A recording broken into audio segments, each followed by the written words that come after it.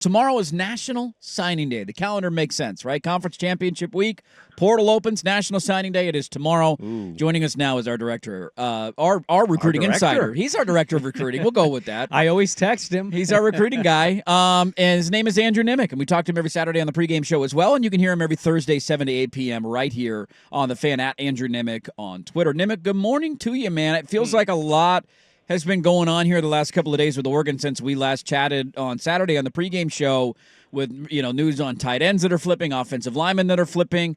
Where's this thing trending now that we're a little over 24 hours away from signing day?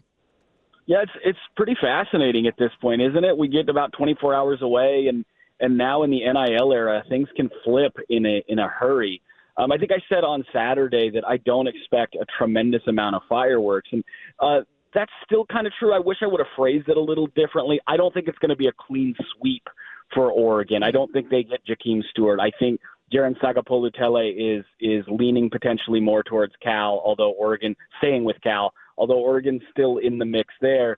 But there were some really good things. We talked about the number one guy really in this final push was Lincoln Cure, the 5-star tight end, the Kansas State commit, number one tight end in America, 5-star prospect. He was visiting Oregon over the weekend, and I had said on previous pregame shows, if he visits, look out, because I get the sense he's looking to check the boxes before he flips to Oregon, not necessarily just I'll take a flyer visit.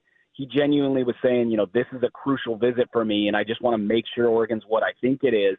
I think Lincoln Cure, and I predicted Lincoln Cure will now flip after last weekend to Oregon. That's a 5-star tight end, obviously a position of need. They also already flipped Zach Staskowski. Talked about him before. Grandpa went to Oregon, huge Duck fan, unfortunately passed away about a year ago. Mom went to Oregon. Sister currently goes to Oregon.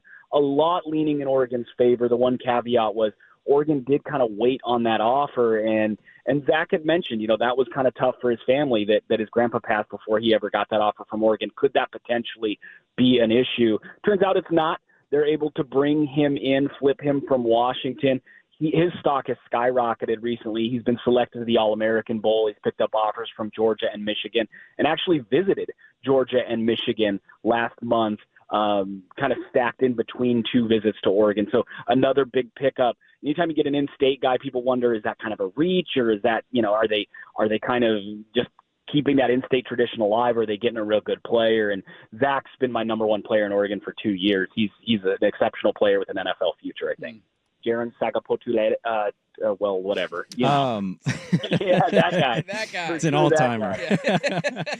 What can you tell us? I know there's a lot to get to with the Ducks. They're near the top of recruiting lists. They're number 26. They're number 1 in 2026. They're certainly going to shoot up even more with some of the flips you're mentioning. What can you tell us about the Beavs? I don't know all that much about the Beavs recruiting class. I don't expect it to be in contention with most of these, big-time Power 4 programs. What are we learning about Trent Bray and his staff in recruiting? Yeah, I always feel like I'm the bearer of bad news when it comes to the Beavs, and I genuinely feel bad. My job is to cover recruiting. And that is not the bright spot of a program that's been really good the last few years. And I think this is a down year in recruiting in a lot of ways. They're 63rd nationally. I don't hate that. I think top 50 is generally pretty good. So you go, okay, well, only 13 spots off top 50. That's not terrible. The issue I have is generally I try to count top 500 guys, top 700 guys, and count the number they have in the class. Some years, an Aiden Childs is the top 100 kid. Some years you get, 3-4 top 300 guys. The number one ranked guy in their class is Nicholas Fisher. He's the number 103 defensive end in the nation in the 24/7 composite. He comes in as the number 1,400 prospect in America. Tristan Tia, another player I actually really like, and I think probably should be quite a bit higher. He is the number 1,200 player in America. He's listed as the number 2 commit in the composite rankings. And you're looking at offers and competition that is North Texas, Appalachian State, UNLV, San Jose State, Montana. There was a Utah offer in there. But when you cut the last couple years have been recruiting and in some cases beating out UCLA, Cal, Stanford, the mid to lower tier Pac-12 teams pretty consistently for recruits. I do think it's a little bit disappointing that Trent Bray is kind of mostly competing against Mountain West schools, Big Sky schools, and the North Texas and Appalachian states of the world for their top commits. I mean, you're gonna fill out a class sometimes with those guys. Yeah. That's a little bit concerning to me. I don't see, nowhere near the top 500, nobody near the top 300, no one near a 4-star. Not only that, but also not competing against Power 4 schools at all, really, for any of their top commitments. Interesting. We're talking with Andrew Nemec, our recruiting insider, the director of recruiting for High School on SI. You can hear him every Thursday, 7 to 8 p.m. right here on the Fan after primetime. I'm curious to follow up on that, Nemec. Does them find, kind of solidifying their conference plan as of 2026 help? Like, how much of that is just, players in this class maybe not sure, all right, are they going to be in a conference, or I don't know where you're going to play or who your opponents are going to be? Is having a solidified schedule and then potentially of what we're going to see Friday night between Boise and UNLV, like there's going to be a pathway there for the winner of that conference to have a chance to go to the college football playoff some years. Is that going to help them, you think, in the next maybe, 2 years in their recruiting rankings? I think, and I've said this for years, one of the things Oregon State had over San Jose State and San Diego State and Boise State and some of those schools is that they were in the Pac-12. They were in a Power 5 conference. And I think if you go head-to-head with those guys, and no disrespect to Corvallis at all, but when you go head-to-head and your nickname for Corvallis is Corvegas, and then one of the schools that's going to compete against you is suddenly a top 25 team that's actually in Vegas and kids on their visits can compare them. That's not great. You're at the same level now as Boise State, a program that's won a lot more games. You're in the same conference at the same exposure level as a San Diego State.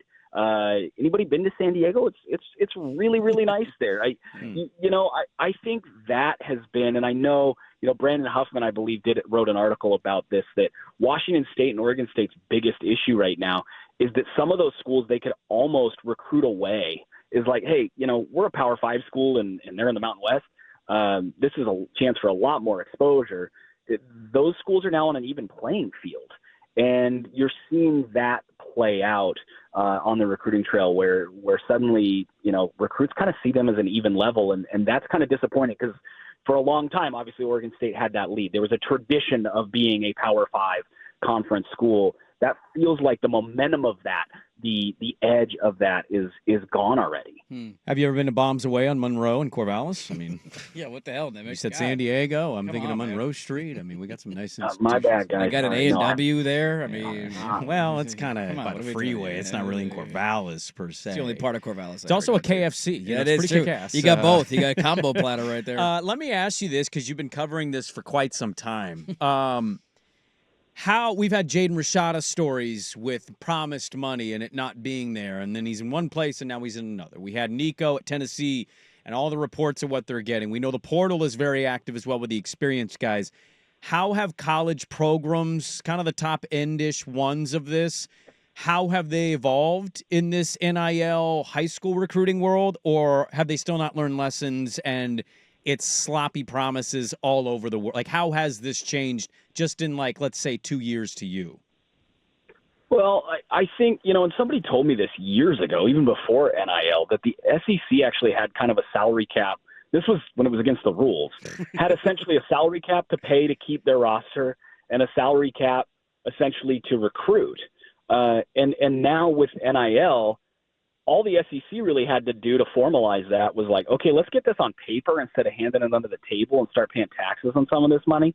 And the West Coast has kind of adopted that. And you can see the programs that have SEC influence, ACC influence, programs that have been doing this for a long time, they kind of hit the ground running with this. They knew how to do it. And it is complicated. It is somewhat convoluted because of the rules, but essentially programs know what they have to spend on a recruiting class. And they know what they have to spend on player retention. Now, those are the programs that know what they're doing. And you look at who's having success in this era and who's not. Take a look at maybe programs that have fallen off in this era. Clemson, just maybe not fully understanding how the modern process works. In fact, Dabo said, I'll quit before we pay players. Well, suddenly he can't get anybody in the transfer portal, and they're falling off a little bit. You look at like a USC, And you kind of wonder, man, they can't get anybody in California. And then a lot of miss. And then, wow, they landed a couple of 5-stars really late in the process. I wonder how that happened. Some of the schools play catch up a little bit, that like, hey, we're not willing to spend. Our class doesn't look good. We need to spend. And then you kind of panic buy. I think that we're seeing programs essentially have salary caps. And again, the programs that are doing it well are recruiting well and winning games. And the programs who aren't, sometimes we're left wondering, like, what's their identity? Or what are they? Or what is this? When you look at their recruiting class, a lot of that has to speak to the fact that they don't totally know how to manage the modern era of college football. Interesting. I made the comparison yesterday, Nemec, walking out of, for a Husky fan, knowing how they felt in the aftermath of that game when I was walking out of Autzen at halftime in 2016 when it was like 15-0 and when Washington was just putting it on Cal that day. I don't know why Cal was playing at Autzen, but embarrassing day for the Cal program. But I remember having the thought of, God, how like Peterson is ascending. Oregon seems like a sinking ship with Mark Helfrich. Like, how long is it going to take to close this gap? And I said if I were a Husky fan, that would have been my thought in the aftermath of the game on Saturday. Where Fish, I didn't have high expectations for him this year. He was dealt a tough hand, but Oregon is undoubtedly ascending and not going anywhere, and that's going to be a really tough gap to close. What have you made of Jed Fish's first recruiting class? And now they've had 2 of their top guys stolen by Oregon. I know they flipped a kid from Texas yesterday, but what do you make of Fish and what he's doing in year one? Well, I've said this for a while, even with Kalen DeBoer. People said Kalen DeBoer can't recruit when he went to Alabama, and I said I don't see any evidence of that. What I hear is that Washington's collective has basically said we'll pay for player retention, but that salary cap number, this is all air quotes, there isn't a salary cap, but our salary cap, our funding number for current recruits is pretty low. Go develop, and then we'll pay once they're here.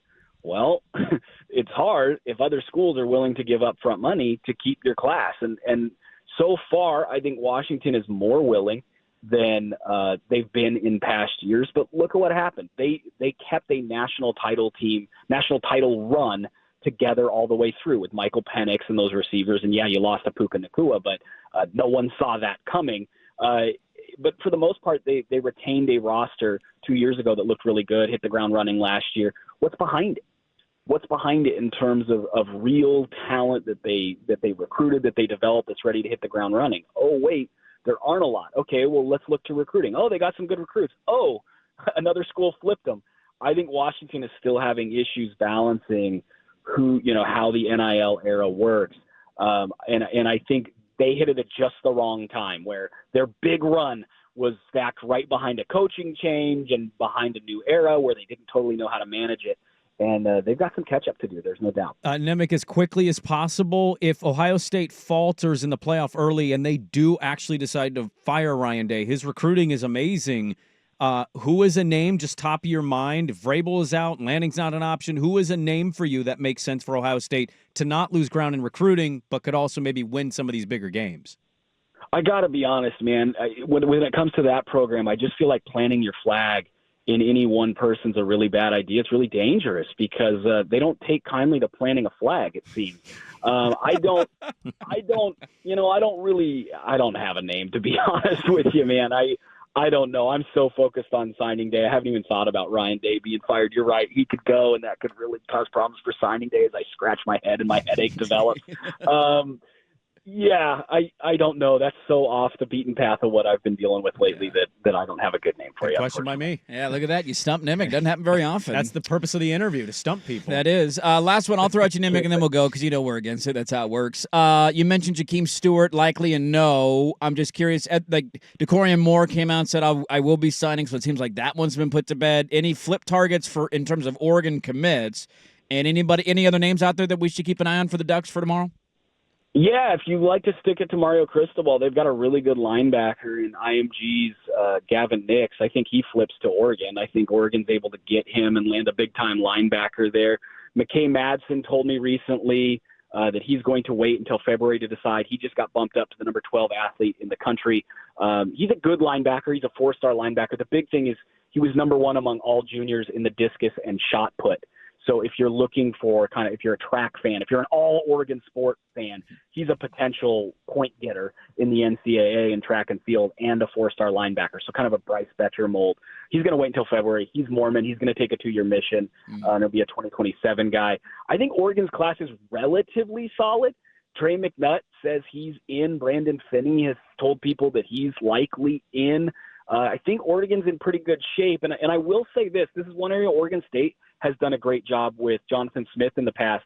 Even when they didn't have elite recruits, they went into signing day and everybody went, this sucks. They're not going to get anybody. And I said, well, they're not going to lose anybody. They've got everything pinned down. They know what they're doing. If you're an Oregon State fan and you want to look for something positive, if you see their top few commits stay, that's generally a good sign that they know themselves, that they have an identity on the recruiting trail and they can keep them. If you see tomorrow 3, 4, 5 flips at the top of Oregon State's board, that means they weren't totally in sync with their class, and that's an issue. So that's something to look for in Oregon State as a carryover from Jonathan Smith. Traditionally, they have been very, very rock solid. Not a lot of flips for them in the last few days. Yeah, great stuff. Andrew Nemec, he is our recruiting insider. You can hear him every Thursday right here on the Fan, 7 to 8 p.m., Director of Recruiting High School on SI. He joins us on the pregame show every single Saturday. Nemec, thanks as always for the time. I'm sure you won't get much sleep over the next 2 days, but we appreciate the update, man.